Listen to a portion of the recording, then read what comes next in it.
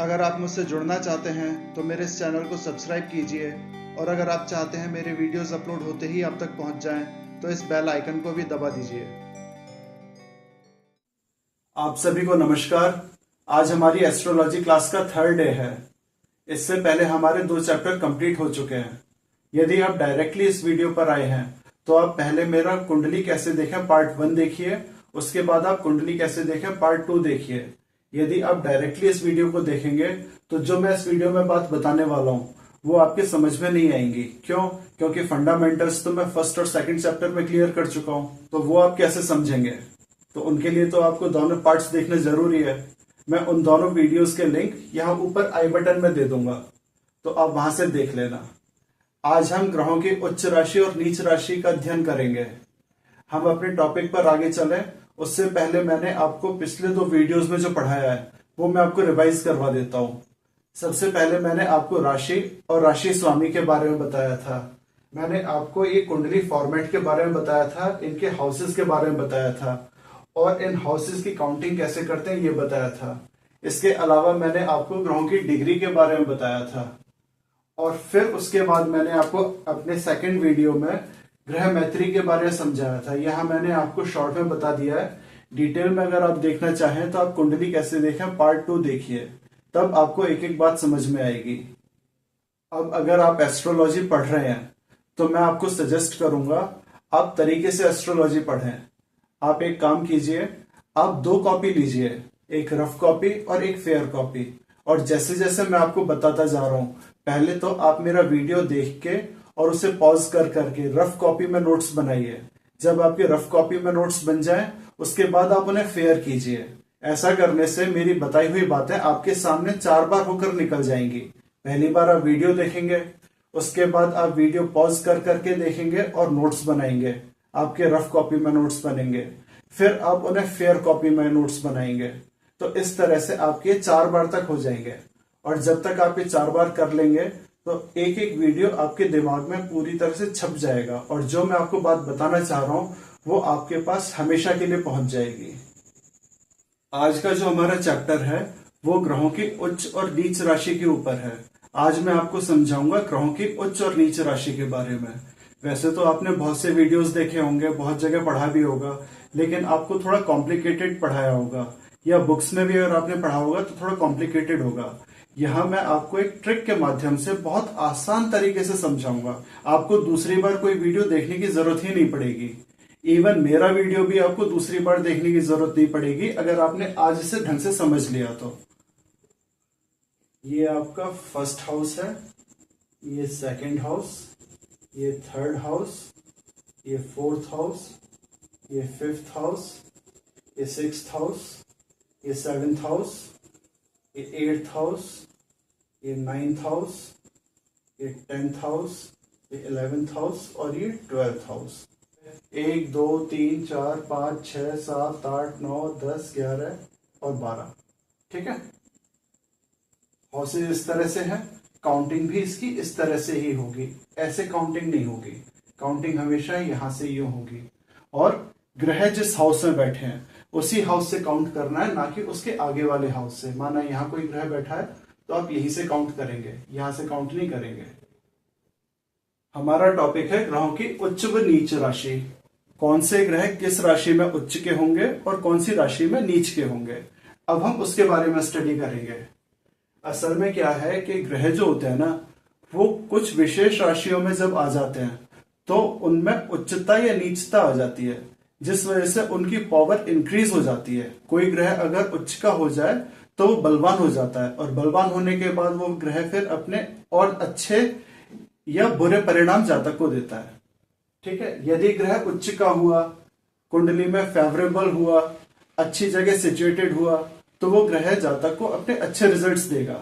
इसके विपरीत यदि कोई ग्रह नीच का हो गया और वो कहीं बुरी जगह पर प्लेस्ड हो गया या कुंडली में वो मारक हुआ, अनफेवरेबल हुआ, तो फिर वो जातक को नेगेटिव रिजल्ट्स देगा। इसके बारे में हम स्टडी आगे करेंगे।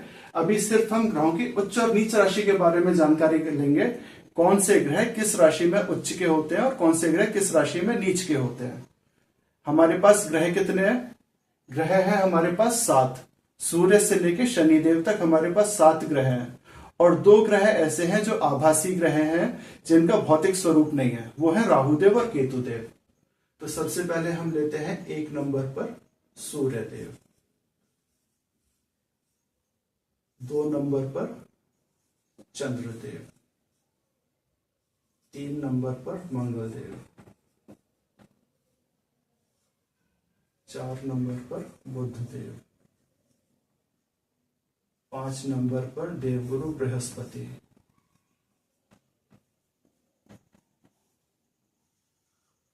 6 नंबर पर शुक्रदेव, 7 नंबर पर शनिदेव, 8 नंबर पर राहुदेव और 9 नंबर पर केतुदेव। इस तरह से हमारे पास 9 ग्रह आए हैं, जिसमें से 7 का भौतिक स्वरूप है और 2 का भौतिक स्वरूप नहीं है, जो कि आभासी ग्रह है। अब ये जो पहला हाउस है, इस पहले हाउस में हम किस ग्रह को बिठाएं? सीधी सी बात है, सबसे पहले हम राजा को बिठाएंगे। क्यों? क्योंकि जो राजा है वही तो सबसे पहले आएगा। तो 1 नंबर पर हम सूर्यदेव को बिठा देते हैं। आपको याद तो है ना कौन से ग्रह क्या हैं? राजा कौन है, रानी कौन है, राजकुमार कौन है, सेवक कौन है, भोग विलास कौन है, सेनापति कौन है, ये सब मैं पिछले वीडियो में बता चुका हूं। अगर याद नहीं हो तो दोबारा आप रिवाइज कर लेना। सबसे पहले 1 नंबर पर सूर्यदेव, क्यों? क्योंकि सूर्यदेव राजा है। अब 2 नंबर पर किसे लेंगे? जाहिर सी बात है, राजा के बाद रानी आएगी, तो 2 नंबर पर चंद्रदेव। हालांकि सूर्य जो है सबसे बलवान है और उनके बाद जो बलवान है वो चंद्रमा है, लेकिन फिर भी राहुदेव और केतुदेव ऐसे हैं जो कि सूर्यदेव और चंद्रदेव को ग्रहण लगा देते हैं। ठीक है, इसलिए सूर्य और चंद्रदेव के बाद हम लेंगे राहुदेव को। इस हाउस में भी हम राहुदेव को लेंगे।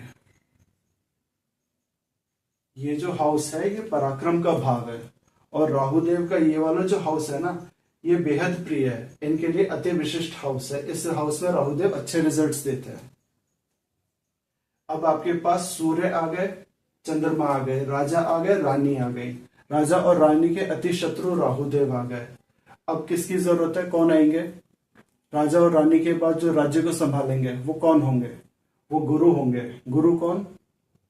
देवगुरु बृहस्पति।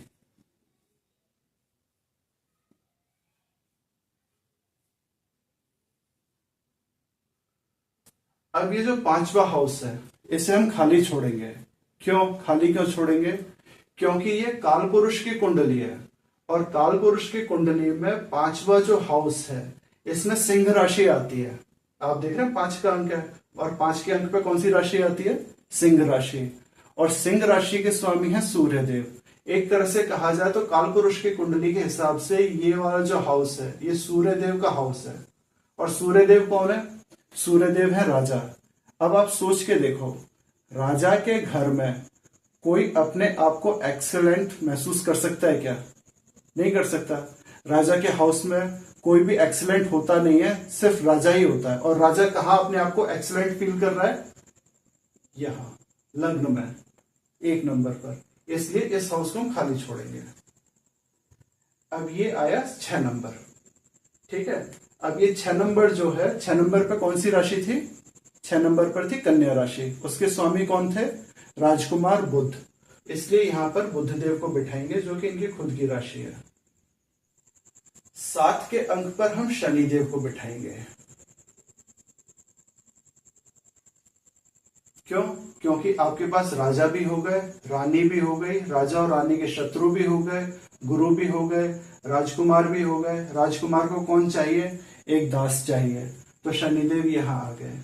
अब यहां ये ध्यान देने की बात है कि राहुदेव और केतुदेव हमेशा 180 डिग्री पर रहते हैं, ठीक आमने सामने। तो राहुदेव अगर यहां बैठे हैं तो केतुदेव कहां होंगे?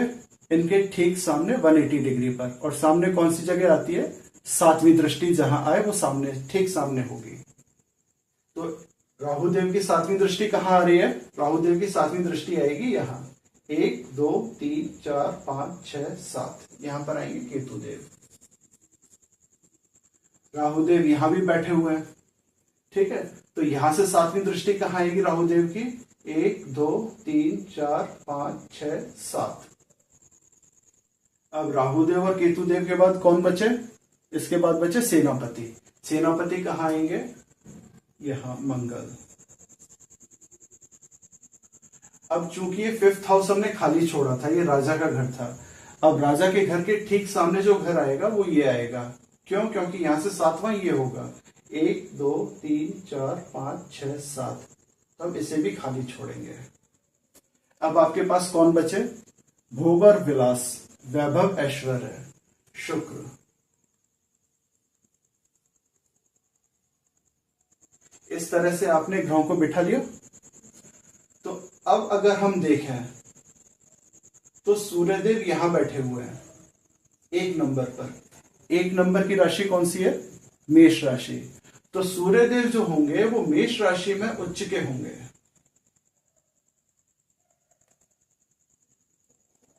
ठीक है, सूर्यदेव मेष राशि में उच्च के होंगे। चंद्रदेव और राहुदेव वृष राशि में उच्च के होंगे। फिर राहुदेव इधर मिथुन राशि में उच्च के होंगे। देवगुरु बृहस्पति 4 नंबर की कर्क राशि में उच्च के होंगे। अब ये जो कन्या राशि है, कन्या राशि के स्वामी है बुध, और बुध एकमात्र ऐसे ग्रह हैं जो सिर्फ अपनी ही राशि में उच्च के होते हैं। बुध ग्रह कन्या राशि यानी कि 6 के अंक पर उच्च के होंगे। 7 नंबर ये तुला राशि। शनिदेव जो हैं वो तुला राशि में आकर उच्च के होते हैं। अब ये जो 8 का अंक है, 8 का अंक यानी कि वृश्चिक राशि, वृश्चिक राशि और ये धनु राशि, इसमें केतुदेव उच्च के होंगे।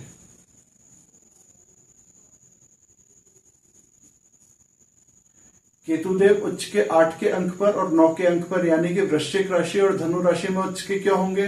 क्योंकि राहुदेव और केतुदेव हमेशा 180 डिग्री पर रहते हैं, इसलिए राहुदेव के ठीक सामने केतुदेव अपने उच्चत्व को प्राप्त करेंगे।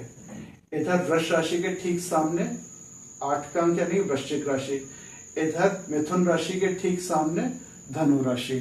ये शनिदेव की राशि है।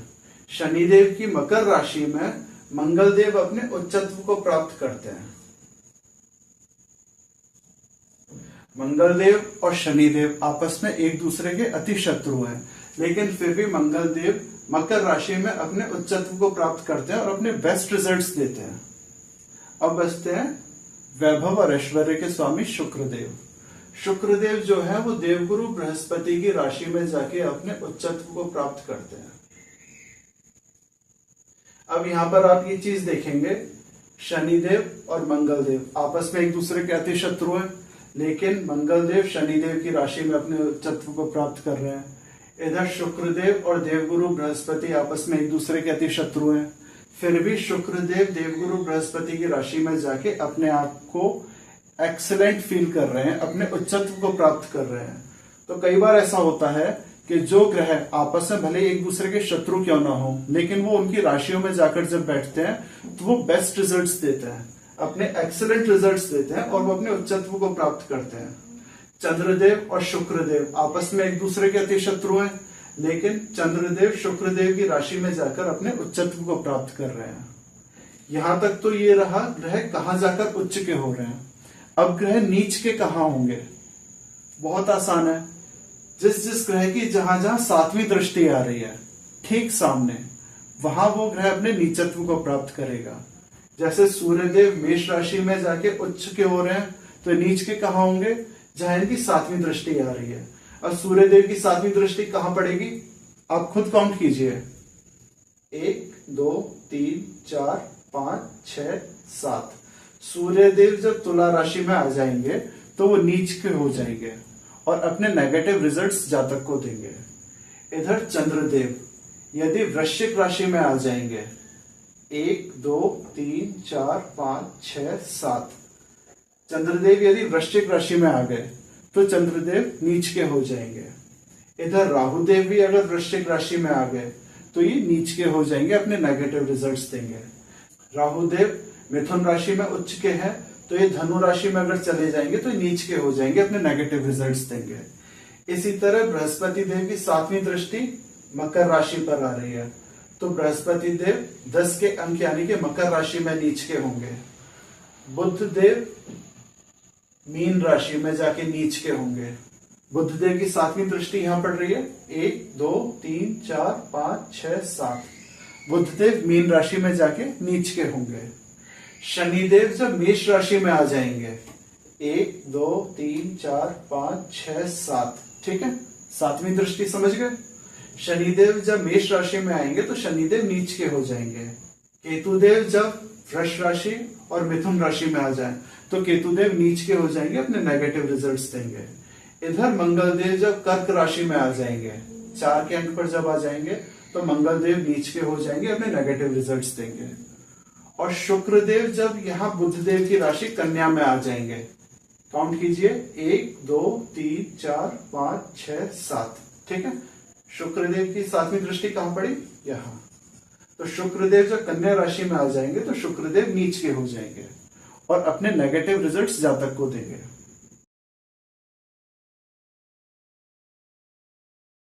इस तरह से हम ग्रहों की उच्च राशि और नीच राशि का पता लगाते हैं। अब हम बात करते हैं कि ये ग्रह अपनी पर्टिकुलर राशियों में ही जाकर क्यों उच्चत्व को प्राप्त कर रहे हैं। जैसे सूर्यदेव मेष राशि में ही उच्च के क्यों हैं, मकर राशि में उच्च के क्यों नहीं है। देवगुरु बृहस्पति कन्या राशि में उच्च के क्यों नहीं है। 4 के अंक यानी कि कर्क राशि में ही उच्च के क्यों है।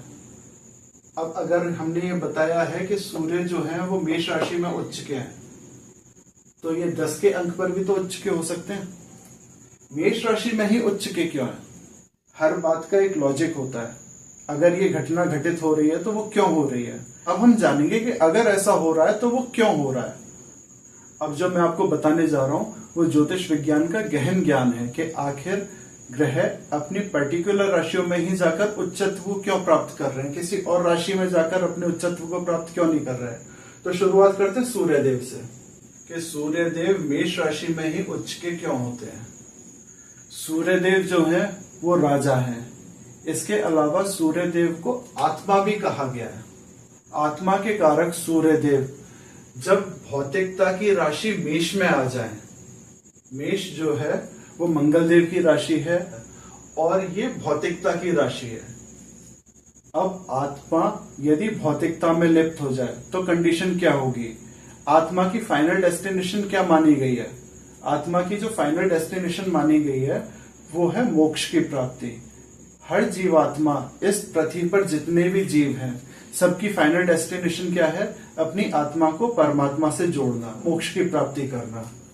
सूर्य जो है वो आत्मा के कारक भौतिकता की राशि में रहते हुए यदि मोक्ष प्राप्ति की ओर जाए तो आत्मा के लिए वो उसकी उत्कृष्ट अवस्था होगी। और मोक्ष के कारक कौन है? मोक्ष के कारक है केतुदेव, यानी कि सूर्यदेव अर्थात आत्मा भौतिकता की राशि मेष में रहते हुए अगर मोक्ष की ओर अग्रसर हो, यही आत्मा की उत्कृष्ट अवस्था है। अपनी आत्मा को परमात्मा से जोड़ना, मोक्ष की प्राप्ति करना। हम सबका उद्देश्य यही है कि हमें बार बार इस पृथ्वी पर वापस ना आना पड़े, इस मनुष्य जीवन में ही हमें मोक्ष की प्राप्ति हो जाए। तो सूर्यदेव जब मेष राशि में आएंगे और केतुदेव के नक्षत्र अश्विनी में जब होंगे तो सूर्यदेव उच्च के होंगे। सूर्यदेव जो है मेष राशि में, केतुदेव के नक्षत्र अश्विनी में 10 डिग्री तक अपने परमोच्च को प्राप्त करते हैं। यहां तक जो मैंने आपको बताया था, एक ट्रिक के माध्यम से बताया था। सूर्यदेव राजा हैं, इसलिए 1 नंबर पर सूर्यदेव को रखेंगे और सूर्यदेव मेष राशि में अपने उच्चत्व को प्राप्त करेंगे। यहाँ इसके पीछे का गहन ज्ञान मैं आपको दे रहा हूं। हम जितने भी जीव हैं, हम सब जीवों की आत्मा जो है वो सूर्य है। सूर्यदेव आत्मा के कारक हैं और आत्मा के कारक जब भौतिकता की राशि मेष में आ जाएंगे और भौतिकता की युग में रहते हुए, भौतिकता की राशि में रहते हुए अपना पूरा ध्यान मोक्ष प्राप्ति में लगा देंगे और लास्ट 10 डिग्री तक अगर रहेंगे तो वो अपनी एक्सीलेंसी यानी कि अपने उच्चत्व को प्राप्त करेंगे। 10 डिग्री पर सूर्यदेव परमोच्च होते हैं। ये इस कहानी के पीछे का सच है जो मैंने आपको बताया है। अब बात करते हैं चंद्रदेव की। आखिर चंद्रदेव वृष राशि में ही उच्च के क्यों होते हैं? चंद्रदेव जो है वो है हमारा मन। सूर्य क्या थे? सूर्य आत्मा थे। ठीक है। चंद्रमा जो है, चंद्रमा है हमारा मन। और ये जो वृष राशि है, वृष राशि के स्वामी है शुक्रदेव, जो कि भोग विलास वैभव ऐश्वर्य के स्वामी है। जब हमारा मन भोग विलास में लिप्त होते हुए, हमारा मन चंद्रमा भोग विलास में लिप्त होते हुए यानी कि वृष राशि में जब आ जाए, और उस स्थिति में मन हमारा आत्मा को प्राप्त कर जाए, यानी कि चंद्रमा जब वृष राशि में रहते हुए कृतिका नक्षत्र में आ जाएंगे। कृतिका नक्षत्र के स्वामी है सूर्य। जब हमारा मन भोग विलास में लिप्त रहते हुए आत्मा को प्राप्त कर जाए, यही मन की उत्कृष्ट अवस्था होगी। जब चंद्रमा भोग विलास के साथ साथ अपनी आत्मा को शुद्ध और पवित्र रख सके, मन से आत्मा मिल जाए, मन निष्पाप हो, निश्चल हो, निष्कपट हो, मन और आत्मा का मेल हो जाए, यही मन अर्थात चंद्रमा की उच्चता होगी। ऋषि मुनियों ने यही हमें बताया है। मन मनुष्य का पवित्र होना चाहिए और मन में परमात्मा से मिलन की इच्छा होनी चाहिए। और वो कब होगी? जब मन हमारा इस भौतिक संसार में रहते हुए, इस भोग विलास में रहते हुए अपने आत्मा को पवित्र कर सके, अपने मन को पवित्र कर सके, तो वो ही मन अर्थात चंद्रमा की उच्चता होगी। इसलिए चंद्रमा हमेशा वृष राशि में उच्च के होते हैं। इधर चंद्रमा वृष राशि में, जो कि शुक्र की भोग विलास की राशि है, इसमें कृतिका नक्षत्र जो कि सूर्यदेव का नक्षत्र है, में 3 डिग्री पर अपने उच्चत्व को प्राप्त करते हैं। अब बात करते हैं देवगुरु बृहस्पति की। देवगुरु बृहस्पति जो है वो कर्क राशि में उच्च के क्यों होते हैं? बृहस्पति क्या है? बृहस्पति है ज्ञान। कर्क राशि जो है वो चंद्रदेव की राशि है। और चंद्रमा क्या है? चंद्रमा है मन। और कर्क राशि जो है वो भावना प्रधान राशि है, भावनात्मक राशि है। अब बृहस्पति देव जो कि ज्ञान के स्वामी है, देवगुरु बृहस्पति जब मन के कारक चंद्रमा की राशि कर्क में आ जाए, भावना प्रधान राशि में आ जाए, उसमें भी शनिदेव के पुष्य नक्षत्र में आ जाए, तो देवगुरु बृहस्पति अपने आप को उच्च का महसूस करते हैं। बृहस्पति उच्च के इसलिए महसूस करते हैं क्यों? क्योंकि देवगुरु बृहस्पति क्या है? वे ज्ञान है। और वे किसकी राशि में आके बैठे हैं? जो मन के कारक की राशि है, भावना प्रधान राशि है। और जो हमारा मन है, इसमें हमारे मन में हर तरह की फीलिंग्स होते हैं, इमोशंस होते हैं। जब ज्ञान का फीलिंग्स और इमोशंस के साथ मेल हो जाए, जब आगे जानने को कुछ भी शेष ना हो, सारी कर्मेंद्रियां और ज्ञानेंद्रियां आके ठहर जाएं, यानी कि बृहस्पति शनिदेव के नक्षत्र में आ जाएं। शनिदेव कौन है? शनिदेव रिक्तता है, न्यूनता है, शून्यता है, अभाव है। जो भी रिक्तता देखी जाती है, न्यूनता देखी जाती है, अभाव देखा जाता है, शून्यता देखी जाती है, वो शनिदेव से देखी जाती है। जब ज्ञान के पास कुछ आगे प्राप्त करने को ही ना हो, जहां ज्ञान की एक्सीलेंसी आ जाए, अब कुछ नहीं है, जहां ज्ञान सब कुछ हासिल कर चुका हो, वही ज्ञान के लिए एक उत्कृष्ट अवस्था हो सकती है। एक तरह से शून्यता जो है वो आम इंसान के लिए, आम जातकों के लिए परेशानी का कारण बन सकती है, लेकिन वही शून्यता ज्ञानी जनों के लिए एक श्रेष्ठ अवस्था है। वह शून्यता ज्ञानी जनों को परमात्मा से जोड़ने का मार्ग दिखाती है। इसलिए देवगुरु बृहस्पति भावना प्रधान राशि कर्क में रहते हुए जब शनिदेव के नक्षत्र पुष्य में आ जाएं और उस शून्यता को प्राप्त कर लें जो आत्मा को परमात्मा से जोड़ सके, वही बृहस्पति की उच्चता होती है। ज्ञानी जनों के लिए इससे श्रेष्ठ अवस्था और कोई नहीं हो सकती जहां आत्मा का परमात्मा से मिलन हो जाए। इसलिए देवगुरु बृहस्पति अपने शत्रु शनिदेव के नक्षत्र में जाकर अपने आप को उच्च महसूस करते हैं। देवगुरु बृहस्पति जो हैं वे 5 डिग्री तक अपने परमोच्च को प्राप्त कर लेते हैं। यहाँ सिर्फ 5 डिग्री पर देवगुरु बृहस्पति को उच्च का माना है, जबकि मैंने आपको पिछले वीडियोस में बताया था ग्रह 0 डिग्री से लेकर 6 डिग्री तक 25% का रिजल्ट देते हैं। लेकिन कर्क राशि में अगर देवगुरु बृहस्पति 5 डिग्री तक हो तो वो उनकी परमोच्च अवस्था होगी। वो इसलिए यदि हम इन्हें आगे की डिग्री पर उच्च का मानते तो ऐसा जातक जो है जिसके देवगुरु बृहस्पति कर्क राशि में बैठे हों और उसकी डिग्री अच्छी हो, लगभग 12 से 15 डिग्री के बीच में हो, तो ऐसा जातक ब्रह्मलीन की अवस्था में पहुंच जाएगा। वो फिर सन्यासी हो जाएगा, वैरागी हो जाएगा। इसलिए ऋषि मुनियों ने शनिदेव के नक्षत्र में देवगुरु बृहस्पति को 5 डिग्री तक ही उच्च का माना है, इससे ज्यादा नहीं माना है।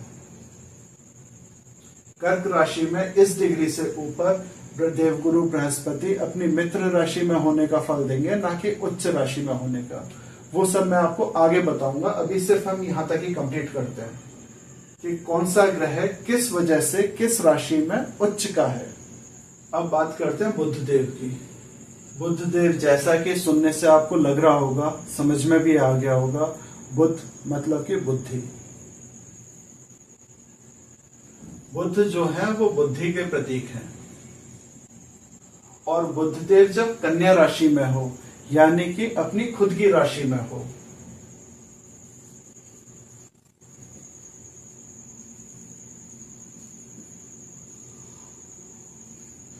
जब बुद्धि अपने चरम पर हो तो वो बहुत अच्छे से अच्छे और बड़े से बड़े काम कर सकती है।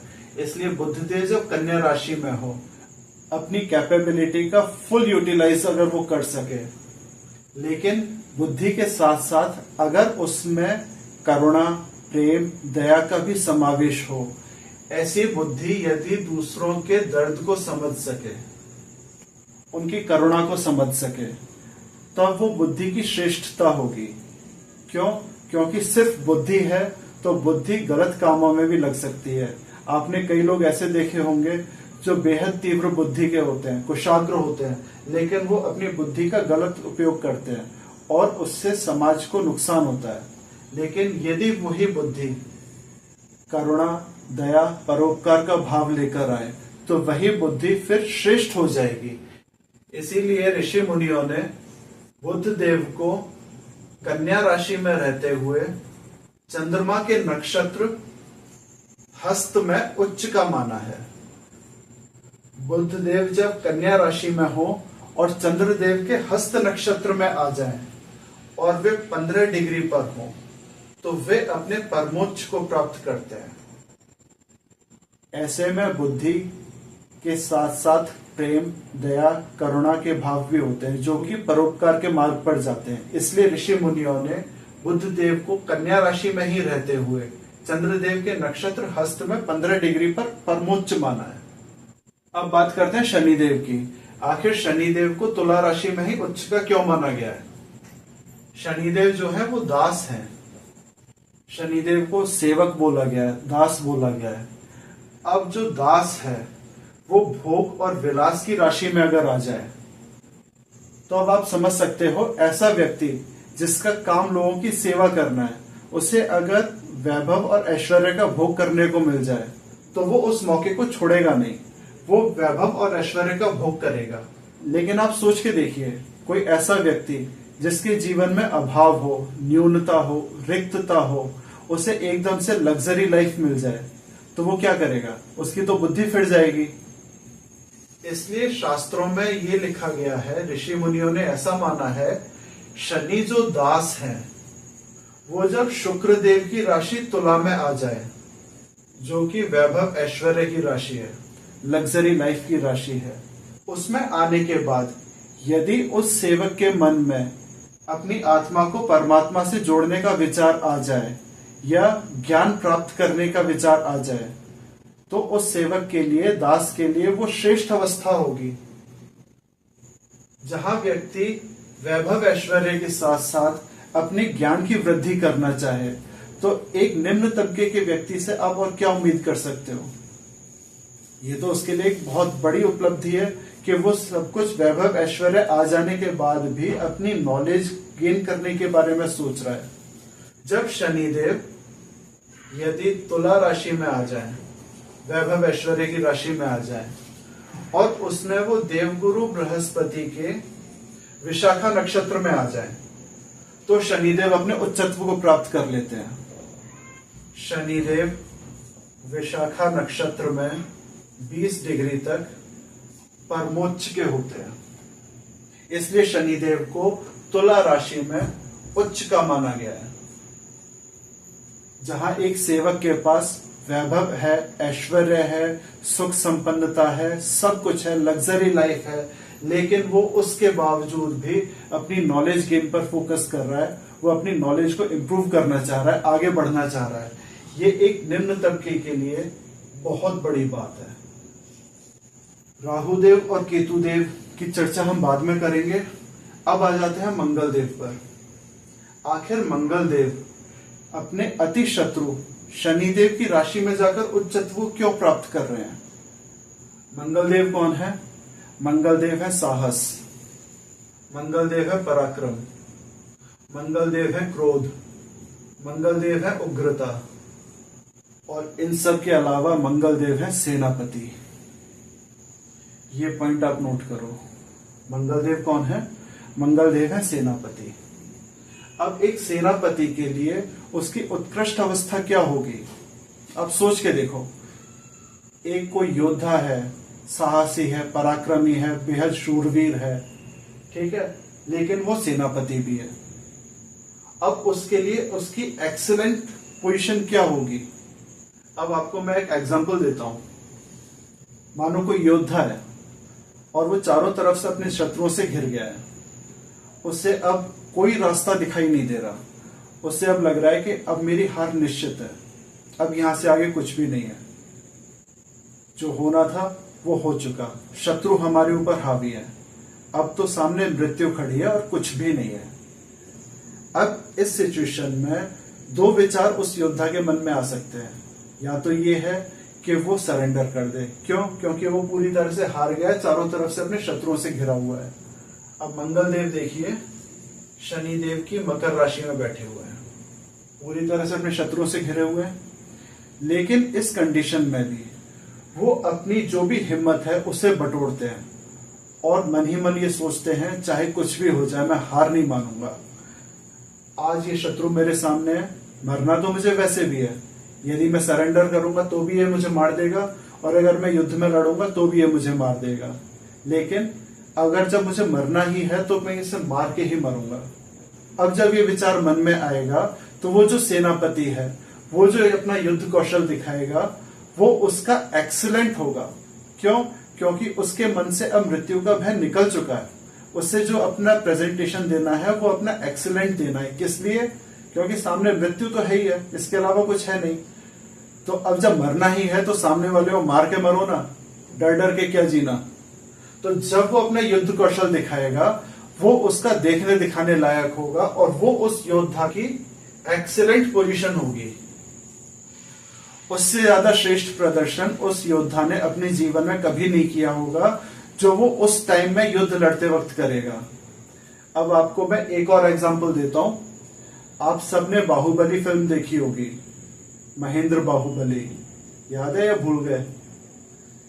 जब महेंद्र बाहुबली की लड़ाई कालकेय से होती है तो क्या होता है? एक टाइम ऐसा आता है जब कालकेय बाहुबली की सेना पर पूरी तरह से हावी हो जाता है और बाहुबली की सेना को तहस नहस कर देता है, उनके सारे अस्त्र शस्त्र तहस नहस कर देता है और उनके किले पर अपना झंडा भी लगा देता है। और बाहुबली की सेना को लगता है कि अब हम युद्ध हार गए, अब हमारे पास कुछ भी नहीं बचा, सामने मृत्यु है, यही तो मृत्यु है और मृत्यु क्या है। लेकिन बाहुबली अपने जोश जुनून और अपने जज्बात से अपनी हारी हुई सेना को इकट्ठा करता है और उस कालकेय से युद्ध लड़ता है और फाइनली उस युद्ध को जीतता है और कालकेय को युद्ध में मारता है। यहाँ बाहुबली को अब मंगल देव मानिए और ऐसा मानिए कि बाहुबली जिस तरह से कालके की सेना में फंस गए थे, उसी तरह से मंगल देव या शनि देव की सेना के बीच में फंस गए हैं। मंगल देव थक के चूर हो चुके हैं, जैसा कि बाहुबली थक कर चूर हो गया था, लेकिन फिर भी उसने अपने साहस, हिम्मत, पराक्रम को इकट्ठा किया और कालके से युद्ध किया और कालके को युद्ध में हराया। ठीक उसी तरह से मंगल देव जो हैं वो अपने शत्रु शनिदेव की राशि में फंस गए। शनिदेव ने उन्हें परास्त करने की खूब कोशिश की, लेकिन मंगल देव जब बिल्कुल युद्ध हारने की स्थिति आई, 28 डिग्री पर जब मंगल देव पहुंचे, तो मंगल देव ने अपने साहस, पराक्रम, युद्ध कौशल का परिचय दिया और शनिदेव को उस युद्ध में हराया। मंगल देव ने अपनी उत्कृष्टता का परिचय दिया। तो मंगल देव जब शनिदेव की मकर राशि में आ जाएं और 28 डिग्री पर हो, अपने स्वयं के नक्षत्र धनिष्ठा में हो, तो मंगल देव परमोच्चता को प्राप्त करेंगे। इसलिए मंगल देव को 10 के अंक यानी कि मकर राशि में अपने स्वयं के नक्षत्र धनिष्ठा में उच्च का माना गया है। अब बात करते हैं शुक्रदेव की। शुक्रदेव आखिर अपने शत्रु देवगुरु बृहस्पति की राशि में जाके उच्च के क्यों हो रहे हैं, जबकि शुक्रदेव दैत्य गुरु हैं और देवगुरु बृहस्पति देवगुरु हैं। फिर भी देवगुरु बृहस्पति की राशि में शुक्रदेव अपने आप को उच्च का क्यों महसूस कर रहे हैं? वो इसलिए, शुक्र कौन है? भोग विलास, वैभव, ऐश्वर्य। लेकिन जब ये ज्ञान की राशि में आ जाए, देवगुरु बृहस्पति कौन है? ये है ज्ञान। ऐसा व्यक्ति जिसके जीवन का ध्येय भोग विलास हो, वैभव ऐश्वर्य हो, मौज मस्ती हो, फिल्म सिनेमा हो, उसे ज्ञान की संगत अगर मिल जाए, वो ज्ञान की राशि में आ जाए। मीन राशि जो है वो देवगुरु बृहस्पति की राशि है। भोग विलास ज्ञान की राशि में आ जाए और उसकी बुद्धि भोग विलास से हटकर ज्ञान और आध्यात्म की तरफ चली जाए, तो उससे ज्यादा अच्छी स्थिति उस जातक की और क्या होगी? जो भोगी हो, विलासी हो, वैभव ऐश्वर्य का शौकीन हो, लग्जरी लाइफ जीने वाला हो, लेकिन उसकी बुद्धि आध्यात्म की, परोपकार की, इस तरह की अगर हो जाए, तो वो उसके लिए श्रेष्ठ अवस्था होगी। शुक्र देव जब देवगुरु बृहस्पति की मीन राशि में हो और बुध देव के नक्षत्र रेवती में आ जाए, तो वो शुक्रदेव की परमोच्च अवस्था होगी। शुक्रदेव जो है 27 डिग्री तक अपने परमोच्च को प्राप्त करते हैं। अब बात करते हैं राहुदेव और केतुदेव की। आखिर राहुदेव और केतुदेव वृष राशि, मिथुन राशि, वृश्चिक राशि और धनु राशि में ही क्यों उच्च के होते हैं? तो इसमें अलग अलग विद्वानों के अलग अलग मत हैं। सबसे पहले बात करते हैं राहुदेव की। राहुदेव कौन है? राहुदेव हैं प्रबल इच्छा शक्ति के स्वामी, दृढ़ निश्चय के स्वामी, बड़ी सोच के स्वामी। बड़े बड़े काम करने का जो जुनून मनुष्य के अंदर आता है, वो राहुदेव की वजह से आता है। आपने देखा होगा जितने भी बड़े से बड़े काम होते हैं, जैसे बड़े बड़े डैम बनाना या कुछ भी ऐसा काम करना जिसे देखकर आम आदमी दांतों तले उंगली दबा जाए, ये राहुदेव का काम है। तो राहुदेव कौन है? प्रबल इच्छा शक्ति के स्वामी हैं, दृढ़ निश्चय के स्वामी हैं, बड़ी सोच के स्वामी हैं और बड़े बड़े काम करने के जुनूनी हैं। तो राहुदेव जो हैं उन्हें सब कुछ बड़ा चाहिए। जब राहुदेव भोग विलास की राशि में आ जाए, यानी कि वृष राशि में आ जाए, ये शुक्रदेव की राशि है।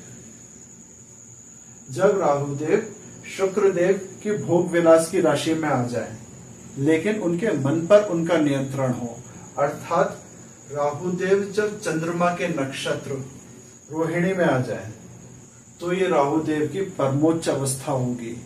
ऐसा जातक जिसके पास प्रबल इच्छा शक्ति है, दृढ़ निश्चय है, बड़ी सोच है, बड़े बड़े काम करने का जुनून है, लेकिन वो कहाँ आ गया? वो भोग विलास में आ गया है।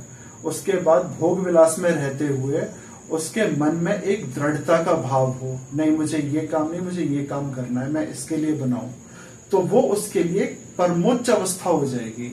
और राहुदेव जो है वो 15 डिग्री पर अपने आप को परमोच्च महसूस करते हैं।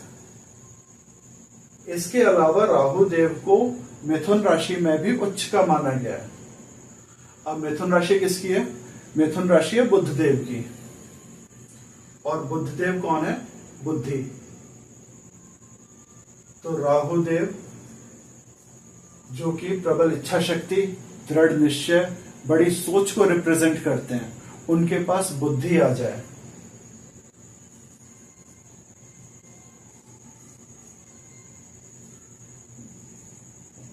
सीधी सी बात है, जिसके पास बड़ी सोच होगी, बड़े बड़े काम करने का जुनून होगा और उसकी इच्छा शक्ति प्रबल होगी, तो बुद्धि तो उसकी तेज होगी ही होगी। ठीक है, ये बात पक्की है। तो राहुदेव यदि बुद्धि की राशि मिथुन में आ जाए और अपने स्वयं के नक्षत्र में हो, आद्रा नक्षत्र के स्वामी जो हैं वो राहुदेव है, राहुदेव मिथुन राशि में रहते हुए अपने स्वयं के नक्षत्र में आ जाए, आद्रा नक्षत्र में आ जाए, और वो 15 डिग्री पर अगर हो तो वो अपने परमोच्च को प्राप्त करेंगे। आप सोचिए, एक ऐसा व्यक्ति जो प्रबल इच्छा शक्ति का स्वामी हो, दृढ़ निश्चय का स्वामी हो, बड़ी सोच का स्वामी हो, जिसके अंदर बड़े बड़े काम करने का जुनून हो और उसके पास बुद्धि हो, प्रबल बुद्धि हो, विलक्षण प्रतिभा हो और उसे उसके काम करने की पूरी छूट दे दी जाए, तो वो कैसा काम करेगा? जाहिर सी बात है, वो अपने काम को बेस्ट से बेस्ट करने की कोशिश करेगा और वो अपने काम को एक्सीलेंट करेगा। यही राहुदेव की अवस्था है। राहुदेव जब मिथुन राशि में हो, अपने खुद के आद्रा नक्षत्र में आ जाए, फुल अथॉरिटी उनके पास हो, कुछ भी काम करने की अथॉरिटी हो, कोई रोक ना हो, कोई टोक ना हो, कुछ भी ना हो, सब कुछ उनके अकॉर्डिंग हो, तो 15 डिग्री पर राहुदेव अपने आप को परमोच्चता को प्राप्त करते हैं। अब बात करते हैं केतु देव की। आखिर केतु देव वृश्चिक राशि और धनु राशि में क्यों उच्च के होते हैं? अब जब हम वृश्चिक राशि का अध्ययन करते हैं, वृश्चिक राशि जो है, इसके स्वामी हमने कौन पढ़े हैं? इसके स्वामी है मंगल देव। और मंगल देव की जो राशि है, ये वृश्चिक राशि, इसके स्वामी सिर्फ मंगल देव ही नहीं है, इस राशि का जो स्वामित्व है वो केतु देव के पास भी है।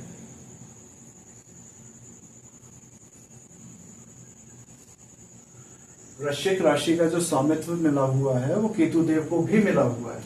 हालांकि राशियों का जो स्वामित्व हमने पढ़ा है उसमें राहुदेव और केतुदेव का कहीं कोई जिक्र नहीं है। उन्हें किसी ना तो कोई राशि दी गई है, ना ही उन्हें कोई दिन दिया हुआ है। लेकिन 8th हाउस जो है और वृश्चिक राशि जो है, इस राशि को केतुदेव अपनी राशि मानते हैं। और वैसे वृश्चिक राशि के स्वामी जो है वो मंगल देव है। और अगर हम काल पुरुष की कुंडली को देखें तो 8th हाउस में जो राशि आती है वो वृश्चिक राशि आती है। और वृश्चिक राशि में केतुदेव जो है वो अपने अच्छे रिजल्ट्स देते हैं। जब केतुदेव अपनी राशि वृश्चिक में हो, केतुदेव मानते हैं, उन्हें दी नहीं हुई है, लेकिन जिसने जो मान रखा है उसमें तो वो अच्छे रिजल्ट्स देगा ही देगा। और केतुदेव किसके कारक हैं? शुरू में हमने पढ़ा था, केतुदेव मोक्ष के कारक हैं। ठीक है, और किसी भी जातक को मोक्ष तब तक प्राप्त नहीं हो सकता जब तक कि उसके पास ज्ञान ना हो। ऐसा नहीं है कि केतुदेव मोक्ष के कारक हैं तो मोक्ष दे ही देंगे। मोक्ष के लिए आपको ज्ञान की भी जरूरत है, इसके साथ साथ आपको वैराग्य की भी जरूरत है। मन में वैराग्य की भावना आनी चाहिए। जब तक ज्ञान नहीं होगा, वैराग्य की भावना नहीं होगी, तब तक मोक्ष प्राप्त नहीं होगा। इसलिए जब केतुदेव वृश्चिक राशि में आ जाए और वे शनिदेव के अनुराधा नक्षत्र में हो, जब केतुदेव अनुराधा नक्षत्र में हो, अनुराधा नक्षत्र शनिदेव का नक्षत्र है, और शनिदेव क्या दिखाते हैं? शनिदेव न्यूनता को दिखाते हैं, शून्यता को दिखाते हैं, अभाव को दिखाते हैं, वैराग्य को दिखाते हैं। जब मन में वैराग्य की भावना उत्पन्न हो जाए तो ये केतुदेव के लिए उच्चता की अवस्था होगी। और केतुदेव जो हैं वो 15 डिग्री पर परमोच्च के होंगे। केतुदेव वृश्चिक राशि में, जिससे कि वो अपनी राशि मानते हैं, उसमें शनिदेव के नक्षत्र अनुराधा में जब आ जाए और 15 डिग्री पर हो तो केतुदेव अपने आप को परमोच्च मानेंगे। क्यों?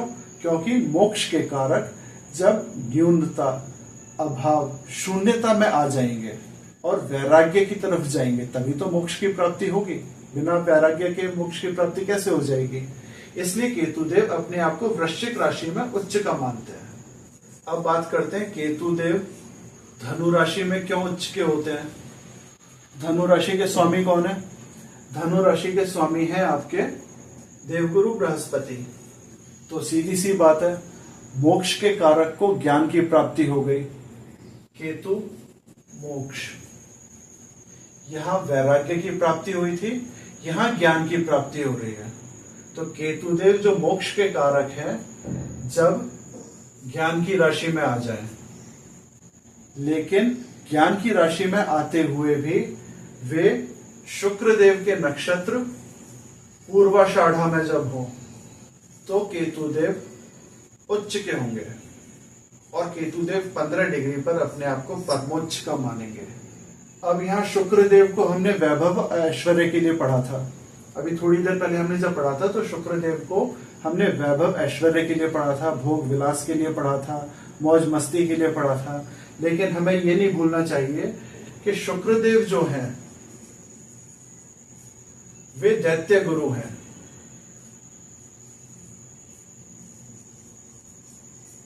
और इनके पास देवगुरु बृहस्पति से एक विद्या ज्यादा है। ठीक है, शुक्रदेव को जो बोला जाता है वो सर्वशास्त्र प्रवक्तारम बोला जाता है, सभी शास्त्रों का ज्ञाता। तो जो सभी शास्त्रों का ज्ञाता है, हालांकि वो भोगी है, विलासी है, वैभव ऐश्वर्य का शौकीन है, लेकिन सर्वशास्त्र प्रवक्तारम, सभी शास्त्रों का ज्ञाता है, तो ज्ञान तो उसके पास जबरदस्त होगा ही होगा। जब मोक्ष के कारक को दो गुरुओं का साथ मिल जाए, देवगुरु और दैत्य गुरु, तो उसके लिए वही एक्सीलेंट पोजीशन होगी। आज के इस चैप्टर में मैंने आपको ग्रहों की उच्च राशि और नीच राशि के बारे में बताया है। मैं आशा करता हूं आपको ये समझ में आ गया होगा। मैंने आपको ट्रिक के माध्यम से यहां बता दिया, और ये ग्रह पर्टिकुलर राशि में ही जाके उच्च के क्यों होते हैं ये मैंने आपको लॉजिक के थ्रू भी समझा दिया है। मैं आशा करता हूं आपको दोनों मेथड से समझ में आ गया होगा। सिंपल मेथड, जिसमें मैंने एक ट्रिक के माध्यम से आपको बताया। राजा सबसे पहले 1 के अंक पर यानी कि मेष राशि में उच्च के, रानी 2 के अंक यानी कि वृष राशि में उच्च के। राजा और रानी के शत्रु कौन है जो इनकी पावर को कमजोर कर सके? राहुदेव। राहुदेव 2 के अंक पर उच्च के यानी कि वृष राशि में उच्च के, और इधर मिथुन राशि में भी उच्च के। फिर राजा रानी के बाद हम किससे लेंगे? देवगुरु बृहस्पति को लेंगे, क्योंकि हमें ज्ञान की सबसे पहले जरूरत है। इसलिए 4 के अंक यानी कि कर्क राशि में देवगुरु बृहस्पति उच्च के होंगे। 5वीं जो राशि है ये सिंह राशि है, राजा की राशि है। इसमें ना तो कोई उच्च का होगा ना नीच का होगा। बुध जो कि कुमार है, राजकुमार है, बालक है, वो अपनी ही राशि में जाके उच्चत्व को प्राप्त करेंगे। शनिदेव जो है वो सेवक है, वो भोग विलास जब उन्हें प्राप्त होगा तब वे अपने आप को उच्च का महसूस करेंगे। राहुदेव के ठीक सामने यानी कि 180 डिग्री पर केतुदेव होते हैं। जहां राहुदेव उच्च के होंगे उसके ठीक सामने केतुदेव उच्च के होंगे। मंगलदेव 10 के अंक पर यानी कि मकर राशि में उच्च के होंगे। 11 का अंक यानी कि कुंभ राशि, ये सिंह राशि के ठीक सामने होगी, 7वीं दृष्टि होगी। इसलिए यहाँ पर कोई ना तो ग्रह उच्च का होगा ना कोई नीच का होगा। फिर इसके बाद शुक्रदेव ये मीन राशि में जाके उच्च के होंगे। और जहां जहां इन ग्रहों की दृष्टियां पड़ रही हैं, सीधी दृष्टियां जहां आ रही हैं, वहां ये नीच के होंगे। जैसे सूर्यदेव 7 के अंक पे नीच के, राहुदेव 9 के अंक पे नीच के और 8 के अंक पे नीच के, बुधदेव 12 के अंक पर नीच के। इस चैप्टर को हम यही कंप्लीट करते हैं। अगले चैप्टर में हम जल्दी मिलेंगे।